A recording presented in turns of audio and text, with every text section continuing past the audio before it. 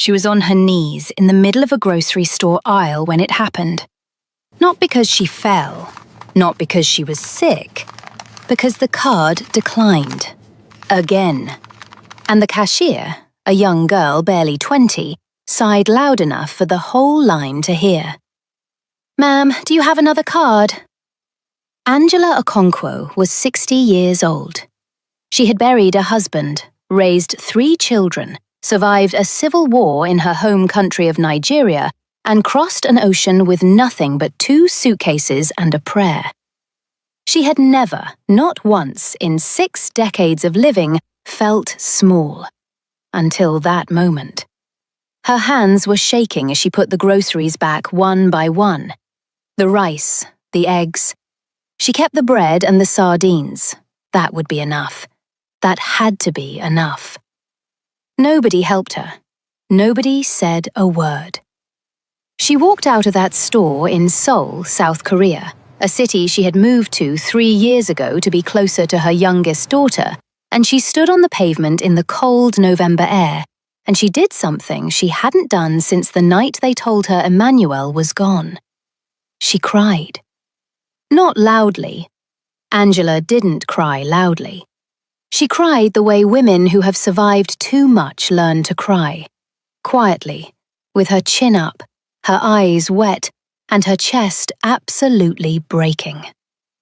That was the first time Kang Jun-ho saw her.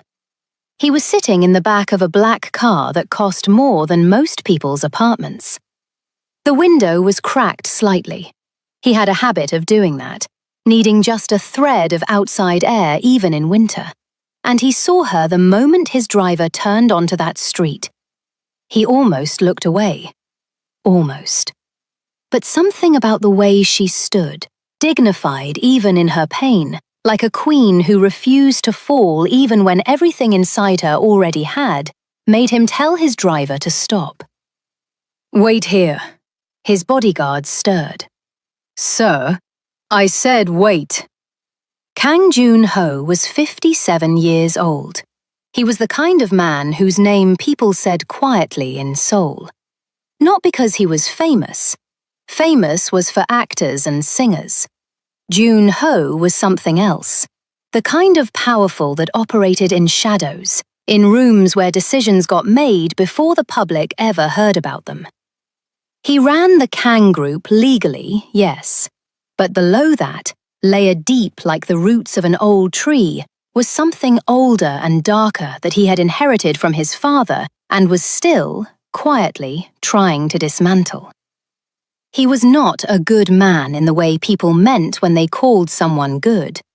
But he was precise, he was fair, and he had a radar for genuine pain. Probably because he had spent 57 years hiding his own. He got out of the car. Angela heard footsteps and turned, expecting nothing, and found a tall Korean man in a charcoal coat standing a few feet away, holding a handkerchief out toward her like it was the most normal thing in the world. She blinked. "You don't need to be embarrassed," he said. His English was careful, deliberate, accented but clear. "It's cold. Your eyes are watering." She almost laughed. It was such an absurd, kind lie. She took the handkerchief. "Thank you," she said, because Angela Okonkwo had been raised to say thank you even when she wanted to say something else. He nodded once, and then, and this was the part she would think about later, again and again, he didn't leave. He just stood there beside her, looking at the street, as if he had nowhere important to be. After a moment, he said, "Have you eaten?" "I'm fine." "That's not what I asked." She looked at him properly for the first time. Dark eyes, sharp face, the kind of silver threading through his hair that only came from carrying serious weight for serious years. He wasn't handsome in a soft way. He was handsome in the way old buildings are handsome, structured, permanent, a little severe. "I don't know you," she said. "No," he agreed. "But you're cold, and it's almost 6 o'clock, and there's a restaurant 1 block from here that makes the best sundubu jjigae in this district. He paused. You can say no. She should have said no. She said yes. They sat across from each other in a small restaurant with steamed-up windows and low lighting. The soup arrived quickly.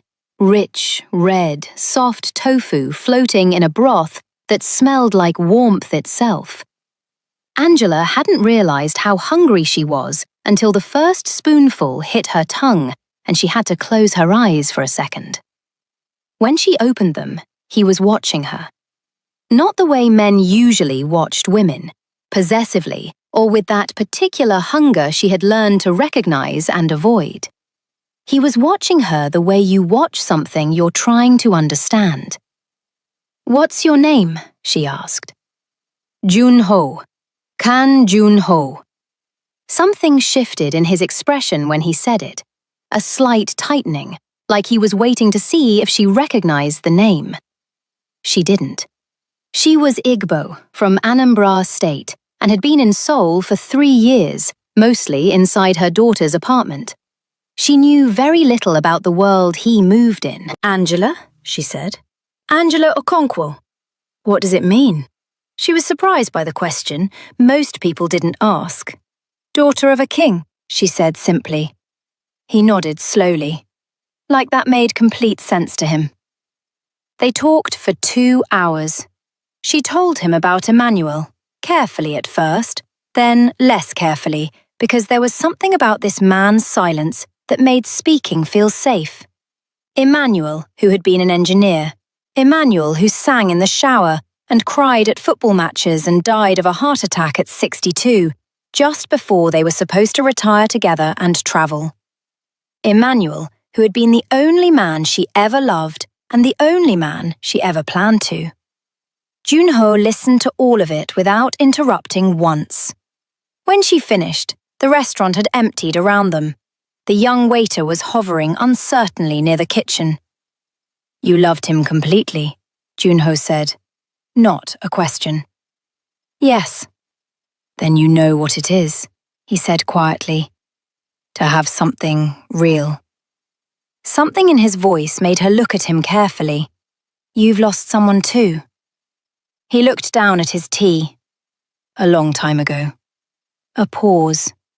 My wife. 15 years. The word settled between them. Not heavily, just honestly. I'm sorry, Angela said. She was kind, he said. The kindest person in my world. His jaw moved slightly. My world was not always a kind place. He called her the next day. She almost didn't answer. She almost told her daughter Chisum, who would have panicked and launched into a full investigation of Kang Jun-ho that would have taken 3 hours and ended with warnings. She almost convinced herself it was nothing, an old man being courteous, nothing more. But she answered. And then she answered the day after that. Within 2 weeks it had become a thing. Not a romance, not yet, not anything she could put a name to, just him calling in the evenings and her sitting by the window of Chisum's small apartment and the two of them talking. About food, about their countries, about what it meant to grow old and still not fully understand yourself. He made her laugh. That surprised her most. He was dry, deadpan, and occasionally said things so unexpectedly funny that she had to press her hand over her mouth to keep from waking Chisum's baby. Chisum's baby. That's what she called him at first. The baby, little Emeka, named after his grandfather, 18 months old and already the absolute emperor of that small apartment. Angela had come to Seoul partly for him, this round-faced, serious-eyed boy who grabbed her finger and refused to let go. Emeka was why she stayed. Emeka was also, though she didn't know it yet, why everything was about to get very dangerous. It started with a car parked outside the building. Angela noticed it because she was an early riser, always had been, and she would sit by the window each morning with her tea and watch the street below wake up. The car was black, different from the delivery vehicles and taxis she'd grown familiar with. It sat outside for 3 mornings in a row. She didn't say anything to Chisholm. Chisholm was already stressed. Her husband, Tae Yang, worked long hours and often came home with that tightly wound look of a man carrying something he wouldn't share. He was a good man, Angela had decided, but a private one. On the 4th morning, the car was gone. On the 5th, a man came to the door. Angela was alone with Emeka when the knock came. The man was Korean, mid-30s, expensive jacket, a smile that didn't match his eyes. He spoke in Korean first, then switched to English when he saw her. "Mrs. Okonkwo, I'm looking for Tae Yang. I'm an old friend." "He's not here." "And his wife?" "She's not here either." The smile stayed. "When will they return?" "I don't know." She began to close the door. His foot moved, just slightly, just enough, and her heart kicked hard in her chest. "Tell him," the man said softly, "that Mr. O sends his regards, and that the clock has started." Then he left. That evening, Angela called Junho. She wasn't sure why. She could have called Chisholm. She could have called nobody and convinced herself it was nothing. But something about the man's eyes, cold and precise like a thing that calculates, made her reach for the phone and call the only person in Seoul she felt, in some wordless way, she could trust. She told him everything. The car, the man, the words. The silence on the other end of the line lasted 3 full seconds. "What did you say his name was?" Junho asked. His voice had changed. Not louder, quieter, and somehow that was worse. "Oh, he said to tell Tae Yang that Mr. O sends his regards." Another silence. "Angela." He said her name carefully, the way you handle something fragile. "I need you to do something for me. Tonight. Can you do that?" "What is it?" "Pack a bag. For you and the child. Don't tell Chisholm yet. Just pack." Her stomach dropped. "Junho." "Please," he said. And something about hearing that word from this man, a man she instinctively knew did not say it often, made her stand up immediately. "Okay," she said. "Okay. If this is already pulling you in, hold on, because what comes next is the part that changes everything." Junho arrived within the hour.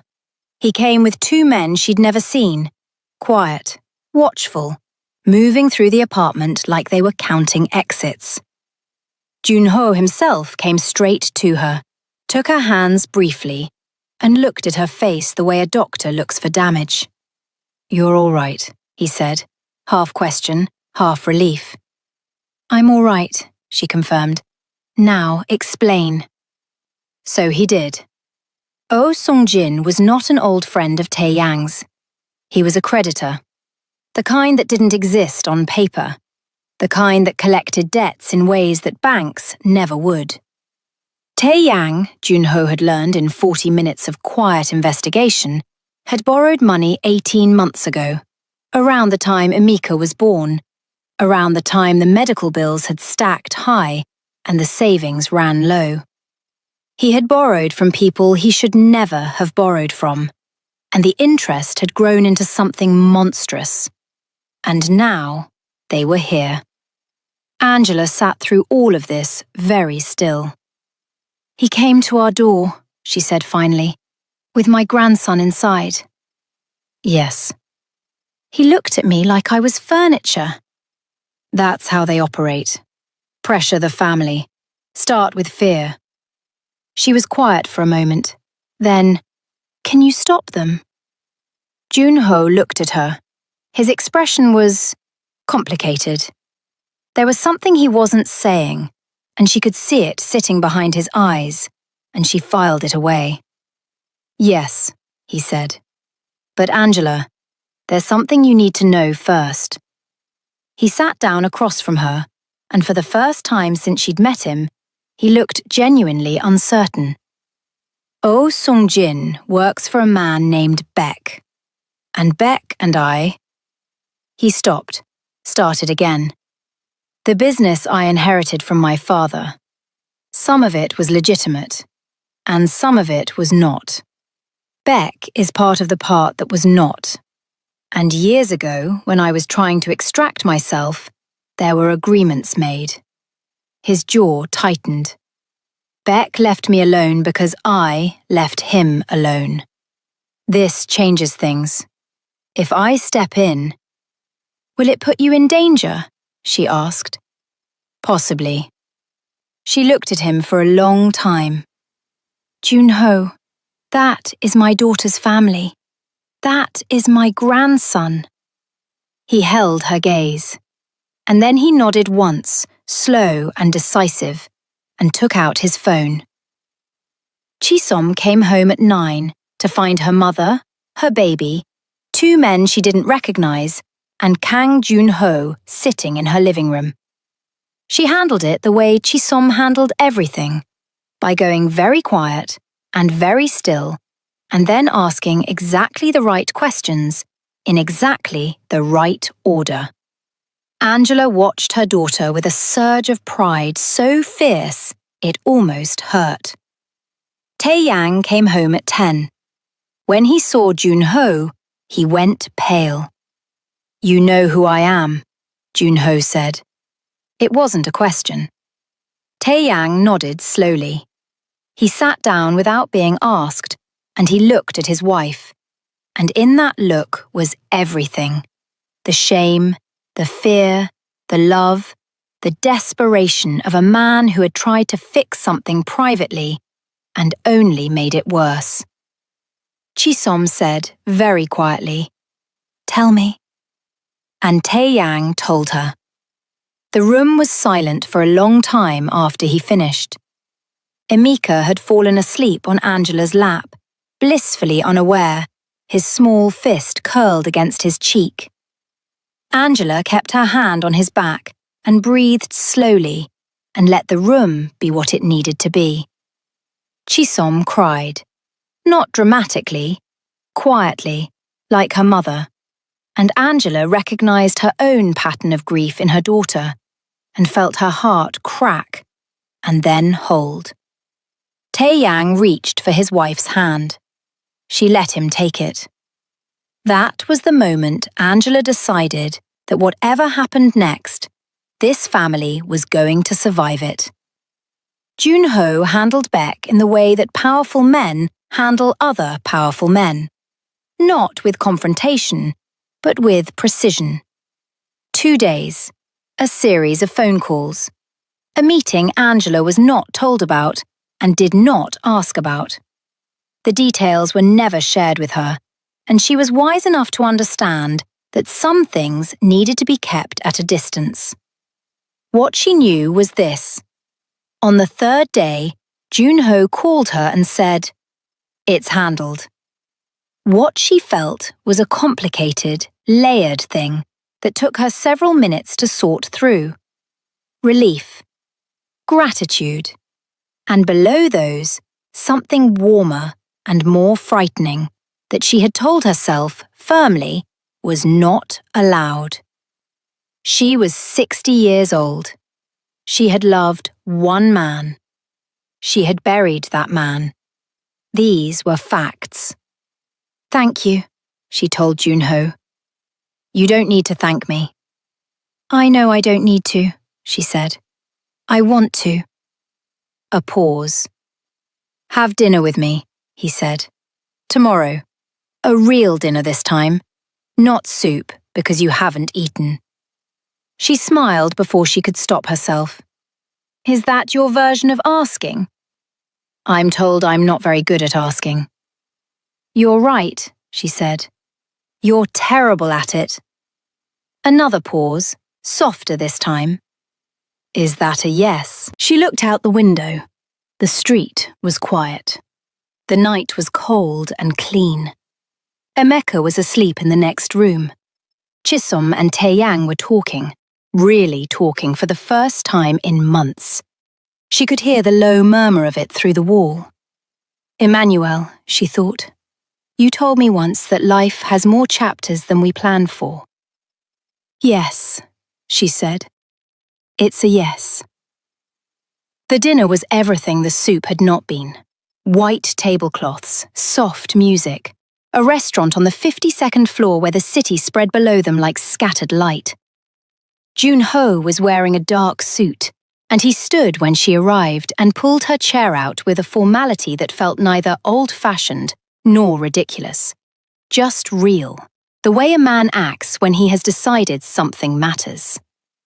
She had worn her best dress, deep green, which Emmanuel had always said made her look like royalty. She had put on her earrings, gold, traditional, big, and she had looked at herself in the mirror and thought, I am 60 years old and I am still here. That felt like something. They talked for 4 hours. He told her about his wife, Soo-yeon, really told her this time, not just the outline.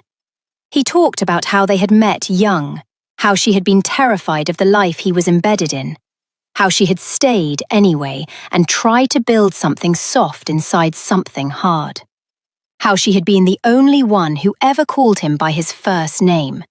Junho, not Kang, not Sir, not any of the other titles that accumulated around a man like him over decades. How she had died of cancer at 44, and he had not been ready and was still, he admitted quietly, not entirely sure he'd forgiven the universe for it. Angela listened to all of this. Then she reached across the table and covered his hand with hers. She didn't say anything. She just let her hand rest there, warm and still and present, and watched the expression on his face shift from something controlled to something human, something almost young, something she recognized because she had felt it too, the relief of being witnessed. His hand turned over slowly beneath hers and held on. Stay with me, because the part I'm about to tell you, nobody saw it coming. 3 weeks later, Junho's son arrived from Busan. Kang Min-soo was 32, precise, handsome in a sharper and colder version of his father's way, and the moment he stepped into Junho's penthouse and saw Angela sitting at the kitchen table with a cup of tea and her reading glasses on, his expression did something unpleasant. He was polite. He was perfectly, surgically polite. He shook her hand and said all the right words, and Angela, who had raised 3 children and lived 60 years, heard every single thing he didn't say underneath the words he did. She didn't react. Later, when she was leaving, she heard him in the hallway. Father, she's a stranger. You've known her for less than 2 months. Min-soo? She's 60 years old. She doesn't speak Korean. She's here because she's close to her daughter. What happens when the daughter moves? What happens when… Min-soo. Junho's voice was quiet, final. This conversation is done. I'm trying to protect you. I know. A pause. I know you are, but I don't need protection from her. Angela stood in the corridor for a moment with her hand on the elevator button. She pressed it. The doors opened. She stepped in. She didn't feel angry at Min-soo. She understood him. She understood what it was to watch a parent reach for something after loss, to feel the complicated fear of it, the protective instinct twisted up with grief, and the need to keep what remained of your world stable. But she also felt, quietly, a resolve crystallize inside her. She was not a threat to this family, but she was not going to disappear either. It was Emeka who broke Min-soo open. Junho had arranged a lunch, the whole extended group, awkward and careful, and Emeka, who recognized no hierarchy except his own, climbed directly into Min So's lap 15 minutes in and pressed his sticky hand to Min So's immaculate shirt and looked up at him with Emmanuel's serious eyes. Min So looked down at the child. Something moved across his face. "He doesn't have a grandfather," Chisholm said softly from across the table. She said it simply, without agenda, because it was simply true. Taeyang's father passed before he was born, and Emeka's grandpa Emmanuel, he passed before Emeka was born too. Min So looked at his own father. Junho was watching Angela. Angela was watching Emeka. Emeka had fallen asleep in Min So's lap. Min So sat there for a long time not moving, holding a sleeping child, looking at a table full of people from 2 countries and 3 generations. And something in his architecture, in the careful structure he had built around himself, started, slowly, to change. He looked at Angela. "I owe you an apology," he said. "No," she said. "You owe me nothing. You love your father." She picked up her chopsticks. "That I respect completely." December came fast. Seoul got cold in a way that felt intentional, the kind of cold that drove people indoors and made small spaces feel necessary. Junho had taken to coming to the apartment on Tuesday evenings, ostensibly to check on Chisholm and Taeyang, really to sit at the small table with Angela after the others went to bed and talk in the particular way they had developed. Half English, half silence, fully honest. One Tuesday he came with a bruise along his jaw. She saw it the moment he walked in. "Sit down," she said. "It's nothing." "Junho, sit down." He sat. She went to the kitchen and came back with a cold cloth and sat across from him and pressed it gently to his face, and he let her, which told her more than anything he'd said so far about how much had changed between them. "Beck?" she asked quietly. He was quiet for a moment. "There are loose ends," he said, "to what I did for your family." Beck accepted the settlement, but he interpreted it as a provocation. "There are people below him who want to..." He stopped. "Who want to what?" He looked at her, and this time he didn't shade it or soften it, because he had learned. She had taught him, actually, through the simple, patient example of her own honesty, that she could handle the truth. "There are people who want to use you," he said, "to get to me." The cold cloth in her hand felt suddenly very specific. "They know about me," she said. "Yes." She sat back. "Then they know," she said slowly, "that I am not someone who frightens easily." The corner of his mouth moved. "I know that." "And they know," she continued, "that frightening me would be the wrong approach." She looked at him steadily. "What do they want?" "Evidence. Records. From my father's time. Things I've been moving to destroy, to close that chapter permanently. Beck's people believe I'm using you as a courier." "Why would they believe that?" "Because it's what they would do." His voice was tired. "People like Beck see other people's relationships through the lens of their own. They can't imagine something being simply..." He stopped, found the word. "Real." She looked at him. "It is real," she said quietly. "I know," he said. And the way he said it, like it was both the answer and the whole problem, and also the only thing that mattered, made the room feel very small and very full at once. The threat came on a Wednesday, not subtle this time. A phone call to her personal number, a number she had not given anyone in Beck's world, which meant they had worked to find it, which meant they were working. The man's voice was calm, the message was clear. She should leave Seoul. She should go back to Nigeria. She should make Junho understand that his past and his present could not coexist. She recorded the call. She sent it to Junho. Then she called Chisum. She told Chisum everything. Not a partial version, not a protected version, everything. Because Chisum was not a child, and because the danger had come into Chisum's home first, and because Angela Okonkwo did not protect the people she loved by keeping them in the dark. Chisum was quiet for a very long time. "Mama," she said finally, "do you love him?" Angela didn't answer immediately. She thought about Emmanuel, about the way love feels at 20 versus 40 versus 60. How at 20 it's a hurricane, enormous, fast, obliterating. How at 60 it's different, quieter, more like a hand reaching through the dark and finding yours and holding on.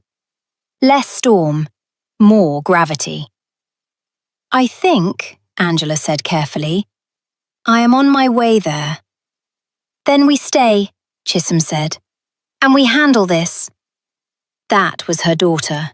That was Emmanuel's daughter. "Yes," Angela said, "we do." The plan Junho put in motion was not violent. She asked him this directly. "Is anyone going to be hurt?" "No," he said it without hesitation. What he did was more precise than violence. He had spent 30 years learning how power moved in Seoul, who held what over whom, which threads, when pulled, unraveled which systems. He pulled the right threads. He called in debts he had carried for decades and chosen never to use. He made it clear, through channels that existed nowhere in writing, that Angela Okonkwo was not a courier, not a pawn, not a vulnerability. She was under his name, and his name, even now, even aging and extracting himself from what his father built, still meant something. The calls stopped. The black cars disappeared. Beck, through an intermediary, sent word. "We are done." Junho stood in his penthouse and looked at the city and felt something loosen in his chest that had been wound tight for 15 years. Maybe longer. Maybe since his father first sat him down as a boy and told him what the family business really was. He called Angela. "It's over," he said. She was quiet for a moment. "Are you all right?" No one had asked him that, not in years. "I will be," he said. And for the first time in a long time, he believed it. Christmas in Seoul. Chisom had decorated the apartment with lights and a plastic tree and played Fela Kuti alongside Korean Christmas carols, because she said there was no reason her son couldn't grow up knowing both. And Emeka sat in the middle of the living room floor, surrounded by wrapping paper, and looked profoundly satisfied with himself. Min Seo came. He brought a gift for Emeka, a wooden toy set, handmade, expensive, chosen carefully. He sat on the floor with the baby without being asked, and Angela watched from the kitchen doorway and felt the particular satisfaction of watching walls come down.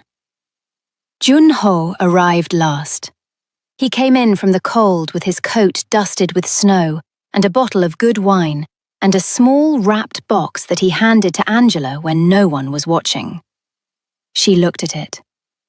"Open it later," he said quietly. She opened it later, in her room, after Chisom and Tae-yang had put Emeka to bed, after Min Seo and Junho had said their goodbyes. She sat on her bed and unwrapped it carefully. It was a necklace, simple gold chain, a pendant, a small disc with 2 words engraved on it, one in Hangul, one in Igbo. She didn't know the Korean immediately. She looked it up. Namda, namda, to remain, to stay. The Igbo word she recognized instantly. Nodu, stay. She sat with the necklace in her palm for a long time. Then she put it on. She called him. "I have a question," she said. "All right." "The necklace." She touched the pendant at her throat. Are you asking me something?"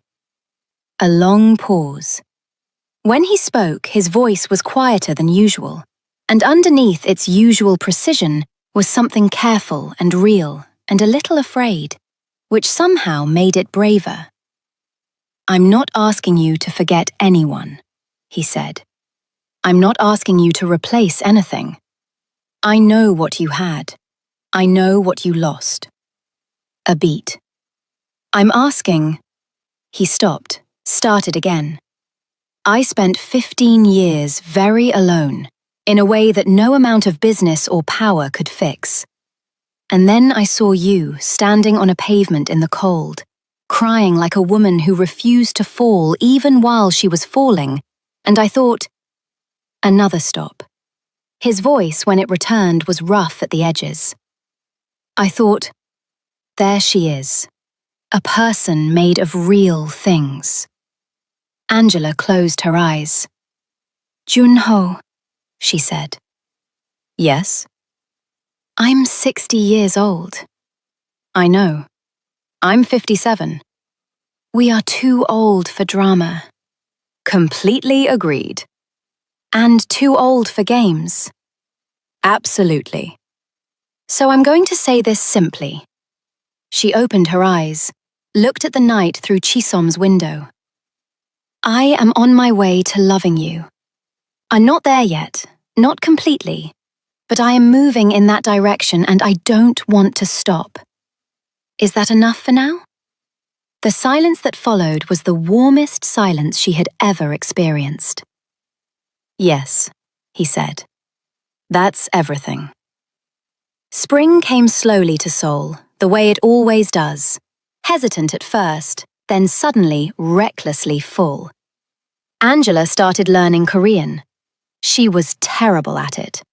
She had a notebook full of phonetic spelling in her own handwriting, and she practiced in the kitchen while Chisom made fun of her lovingly, and Emeka tried to eat the notebook. Junho taught her. He was patient in a way she hadn't expected.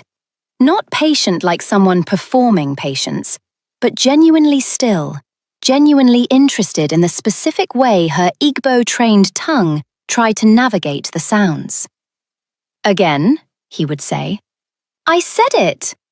"You said something. Say it again." She threw a pen at him once. He caught it without looking up. She told Emmanuel about him, not out loud, not in a strange way, but in the private interior language of someone who has loved someone that long and finds them still present in thought. She said, "I found someone who doesn't try to erase you. I think you would have liked him. I think you would have eventually approved, though you would have made him work for it." She thought Emmanuel would have laughed at that. She laughed a little herself.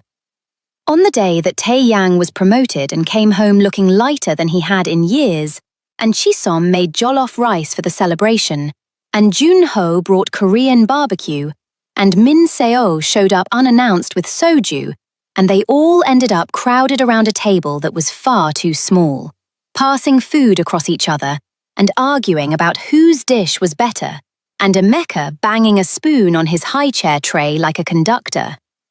On that day, Angela looked around the table.